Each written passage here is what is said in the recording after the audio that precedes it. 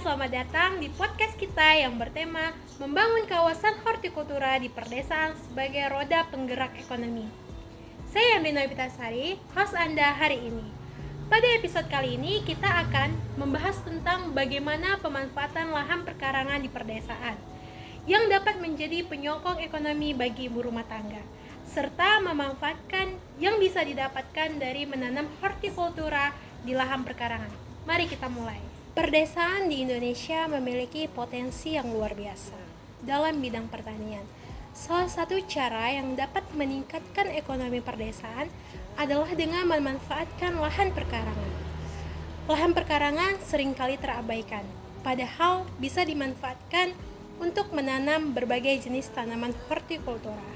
Tanaman hortikultura merupakan cabang dari pertanian yang berfokus pada budidaya sayuran, buah-buahan, tanaman obat, dan juga tanaman hias. Mengapa hortikultura? Karena tanaman hortikultura memiliki nilai ekonomi yang tinggi dan dapat memberikan hasil dalam jangka waktu yang relatif singkat. Harga produk hortikultura cenderung berfluktuasi berdasarkan musim dan lokasi. Seperti yang kita ketahui, ibu-ibu rumah tangga dapat mengeluarkan 50.000 hingga 100.000 untuk membeli kebutuhan bahan dapur dan juga sayur-sayuran untuk dimasak. Dengan hal tersebut tidak menutup kemungkinan pengeluaran akan lebih besar jika harga produk hortikultura naik. Dengan ini mari kita membahas bagaimana pemanfaatan lahan perkarangan untuk pengembangan hortikultura di perdesaan. Yang pertama, menambahkan penghasilan keluarga.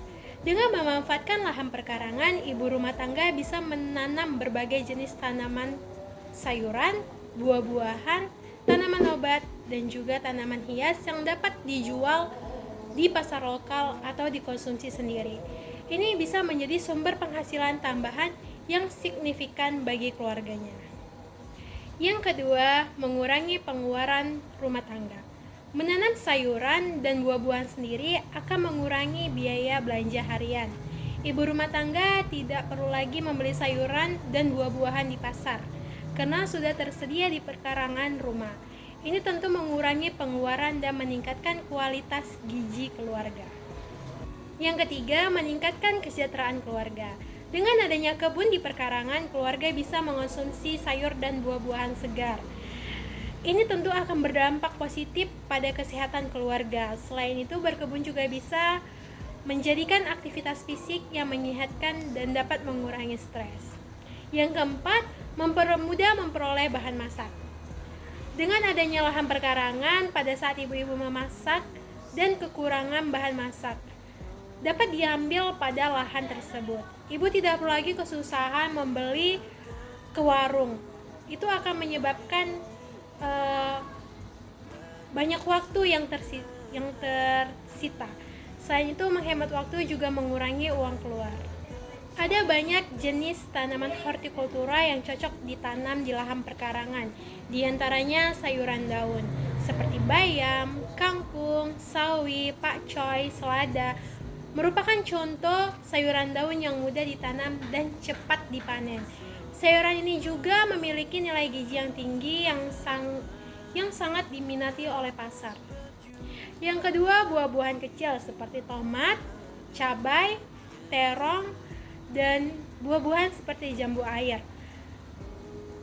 Tanaman tersebut bisa ditanam di perkarangan. Selain memiliki nilai jual yang tinggi, buah-buahan juga relatif mudah dalam perawatannya. Yang ketiga, tanaman obat seperti jahe, kunyit, temulawak, di mana tanaman tersebut bisa kita tanam di lahan perkarangan kita dan dapat dimanfaatkan untuk kesehatan keluarga. Tetapi juga memiliki nilai ekonomi yang tinggi karena permintaan pasarnya yang stabil. Yang keempat, seperti tanaman hias. Kita bisa memanfaatkan lahan perkarangan kita untuk menyalurkan hobi kita terhadap nilai estetika yang ada. Jika banyak bunga yang kita tanam di lahan perkarangan kita, itu akan menarik para masyarakat untuk membeli bunga kita jika ada sebuah bunga yang menarik perhatian. keindahannya. Memanfaatkan lahan perkarangan untuk menanam tanaman hortikultura adalah langkah yang baik untuk meningkatkan ekonomi keluarga dan kesejahteraan masyarakat.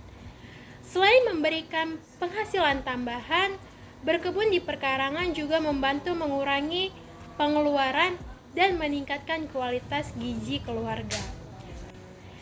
Terima kasih telah mendengarkan podcast kita pada hari ini. Semoga informasi yang kita sampaikan dapat menginspirasi Anda untuk memulai memanfaatkan lahan perkarangan di rumah. Jangan lupa untuk terus mengikuti podcast kita untuk mendapatkan tips menarik lainnya.